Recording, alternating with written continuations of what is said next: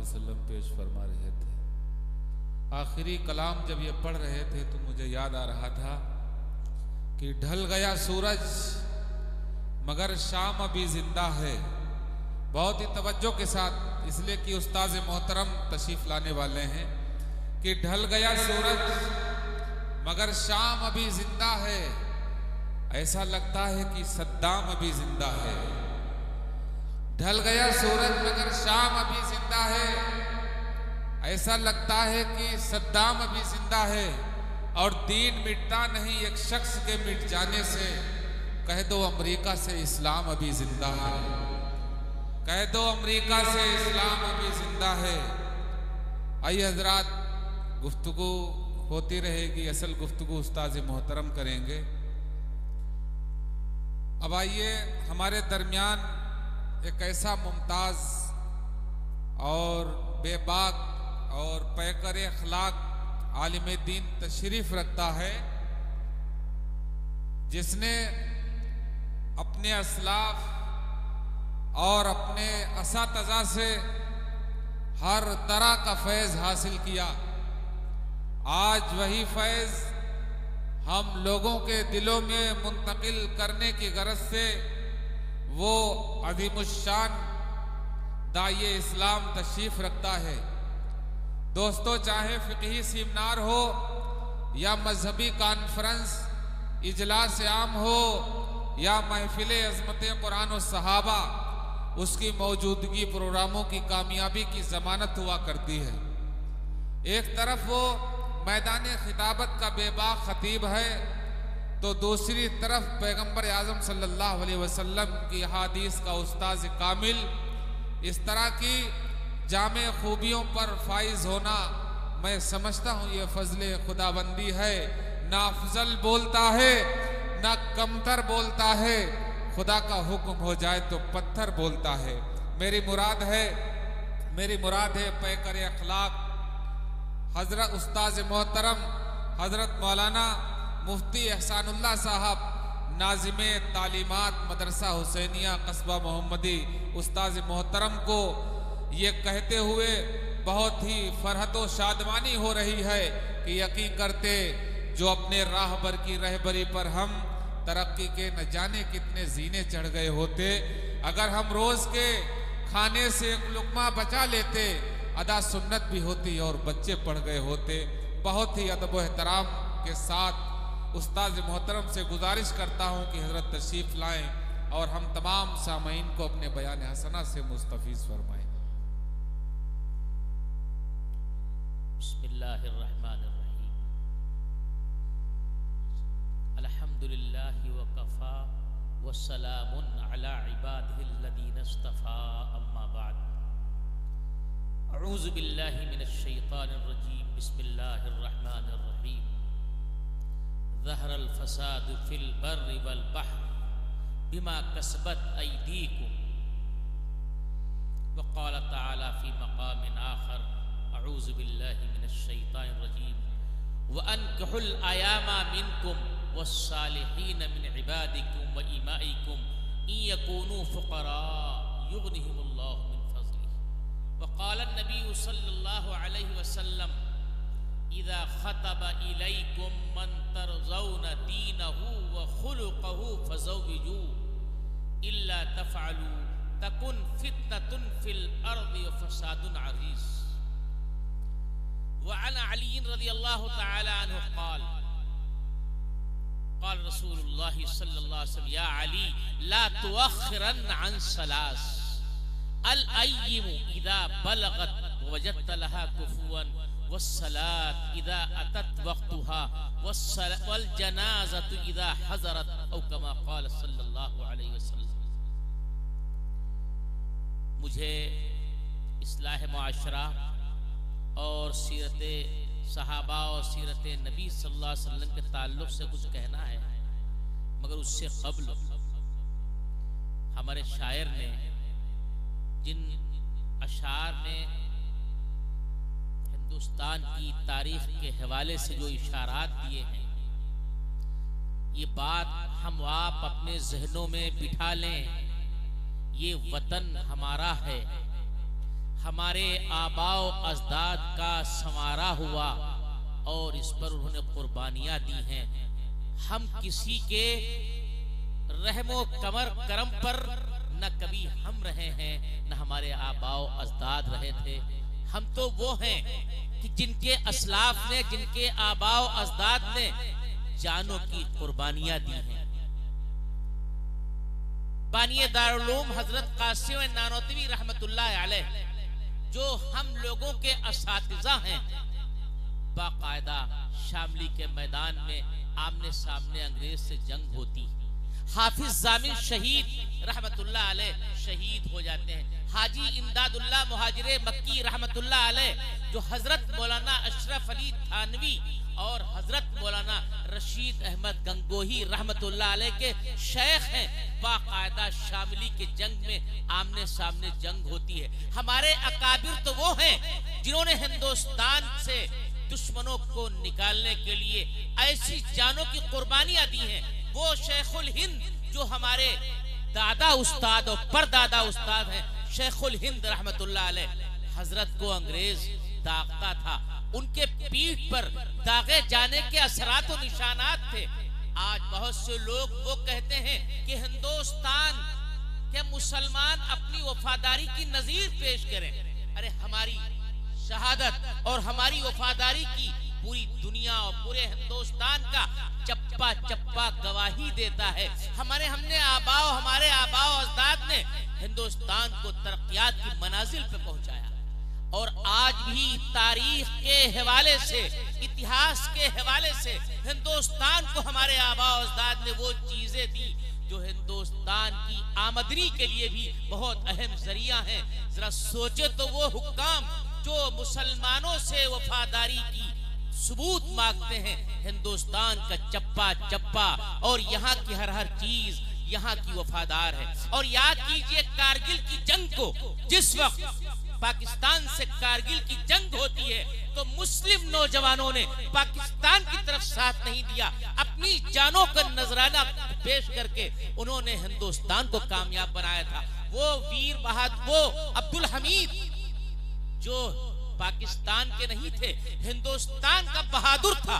जब उन्होंने देखा कि पाकिस्तान की टैंकें हिंदुस्तान की सरजमीन की जानिब बढ़ती चली जा रही हैं, तो उन्होंने अपनी जान की कुर्बानी दी और हिंदुस्तान की जमीन की जानिब, हिंदुस्तान की सरजमीन की जानिब आने वाली टैंकों को तोड़ दिया। हमने कभी भी हिंदुस्तान के साथ बेवफाई न की है। हम इन मदारिस में भी अपने बच्चों को वतन के साथ मोहब्बत का दर्स देते हैं। हदीस का मफहूम है हुब्बुल वतनी मिनल ईमान, ईमान की अलामत है वतन से मोहब्बत। जैसे हम कुरान और शरीयत से मोहब्बत करते हैं, जैसे नमाज और रोजे से मोहब्बत कैसे करते हैं, सहाबाए किराम से मोहब्बत करते हैं, हजराते उम्महातुल मोमिनीन और अज़वाजुन नबी सल्लल्लाहु अलैहि वसल्लम से मोहब्बत करते हैं। नबी करीम सल्लल्लाहु अलैहि वसल्लम की पाकीज़ा बेटियां हमारी बहनें, उनसे हम मोहब्बत करते हैं। बिल्कुल इसी तरीके से हम हिंदुस्तान से भी मोहब्बत करते हैं। हम तमाम चीजों से बराबर की मोहब्बत करते हैं। जैसे हमें ये गवारा नहीं है कि हिंदुस्तान को कोई नुकसान पहुंचाए, ऐसे ही शरीयत के मामलात में अगर कोई नुकसान पहुंचाने की कोशिश करता है तो हमें वो भी गवारा नहीं है। मेरे अर्ज करने का मंशा ये है कि इंशाअल्लाह इस इजलास के जरिए से हमारी आवाजें जहां तक पहुंच रही हो, ये दिल से आप निकाल दें कि किसी के रहमो करम पर हम मुसलमानों का वजूद हिंदुस्तान में है। हम तो वो हैं कि हमने रहने का सलीका सिखलाया है। हम तो वो हैं कि वतन को वतन बनाया है हमने। आजाद हिंदुस्तान में सबसे ज्यादा कुर्बानियां अगर हैं तो उलमा की हैं। उलमाए दो वो शेखुल हिंद रहमतुल्लाह अलैह के जद्द अमजद शाह अब्दुल अजीज मुहद्दिसे दहलवी रहमतुल्लाह अलैह ने उस जमाने में अंग्रेज के खिलाफ फतवा दिया था और ये कहा था कि अंग्रेज की हुकूमत में अंग्रेज की मुलाजमत को कबूल करना जायज नहीं है। हमारे अकाबिर तो वो हैं, उन्होंने हमेशा वतन के लिए, और आज भी हमारे मौजूदा अकाबिर में हजरत मौलाना अरशद मदनी साहब और दीगर अकाबिर, वो हमेशा अपने मुत्तबईन को, अपने पैरोकारों को जमीयतुल उलमा के हवाले से हिंदुस्तान की वफादारी की तालीम देते। ये तो बात मेरी ज़िम्नी थी, लेकिन वो अशार के हवाले से बात याद आ गई, इसलिए मैंने अर्ज कर दी। तो मेरे अर्ज करने की मंशा ये है, जो मैंने आयात पढ़ी, अल्लाह ताला उसमें पैगाम देता है। मैंने अलग अलग 2 जगहों से आयात पढ़ी। एक जगह अल्लाह ने फरमाया, ज़हरल फसाद फिल बर्रि वल बहर, पूरी रुए जमीन में जो बिगाड़ पैदा हुआ है, बिमा कसबत ऐदिन नास। एक आयत में फरमाया गया बिमा कसबत ऐदीकुम, ये तुम्हारी करतूतों का नतीजा है। जो बिगाड़ आ रहा है, जो फिस्क और उरियानियत आ रही है, जो नंगापन आ रहा है, जो जुल्म और उद्वान आ रहा है, पूरी सरजमीन, सिर्फ हिंदुस्तान की बात मैं नहीं करता, पूरी दुनिया में जो जुल्म जौर ज्यादतियां बढ़ रही हैं, हम बिगड़ गए, इसलिए ऐसा हो रहा है। अगर कौम मुस्लिम अपनी जिम्मेदारी का एहसास करती तो याद रखिए पूरी दुनिया में जुल्म न बढ़। कुरान करीम कहता है, ला यजरिमन्नकुम शनआनु कौमिन अला अल्ला तादिलू इअदिलू हुवा अक़रबु लित्तक़वा। किसी कौम की अदावत व दुश्मनी तुमको जुल्म पर न उभारे। अगर किसी से हमारा कोई इख्तिलाफ हो जाए तब भी हम इंसाफ की बात करेंगे। इस्लाम इंसाफ और अदल का हुक्म देता है। हर अहले ईमान की जिम्मेदारी है इस सरजमीन को जुल्म जौर से बचाया जाए। तो एक तो सबसे बड़ा जुल्म ये है, अल्लाह की धरती पर, अल्लाह की जमीन पर गैरुल्लाह की परस्तिश की जाए। नबी करीम अलैहिस्सलाम ने फरमाया था, क़ुलू ला इलाहा इल्लल्लाह तुफ्लिहू, तुम सब ला इलाहा इल्लल्लाह कह दो, कामयाब हो जाओगे। हम बहैसियत मुसलमान होने के हमारा अमल, हमारा किरदार, हमारे अखलाक, हमारे अमाल ऐसे हो जाएं कि हर एक ईमान वाले को देखकर इस्लाम की तस्वीर को समझ ले। मुसलमान झूठ नहीं बोलता, मुसलमान किसी को दगा नहीं करता, मुसलमान किसी के साथ बुराई नहीं करता। कुरान करीम कहता है, इदफ़इ सय्यता बिल्लती ही अहसन, बुराई का बदला भलाई से दो। अगर तुम्हारे साथ कोई जुल्म करता है, हम अदल से काम लेंगे।